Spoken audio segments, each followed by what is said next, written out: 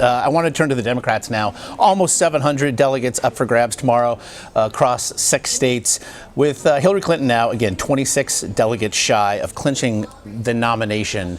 What exactly is the plan in the Bernie Sanders camp moving forward?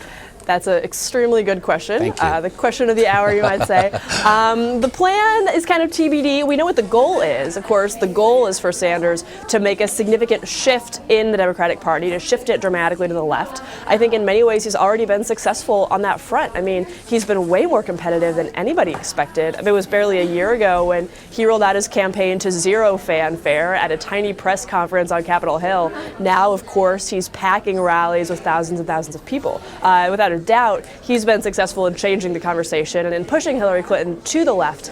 That said, he has to tread cautiously, because if he stays in for too long, if we get kind of a Baghdad Bob, Bernie Sanders type message, it could end up sort of undermining his efforts and making him seem less serious than he wants to be viewed as. And we are seeing another cycle of, what might have been regarding the Bernie Sanders campaign, that perhaps had he gotten started earlier, perhaps had he focused more pointed critiques on Hillary Clinton, that things might be different now. But with many millions left in the coffers and no real unity to a Democratic Party of which he has not been a part, is there a desire, perhaps, do you believe, on the part of the candidate to try to bring now his millions of followers a little more center?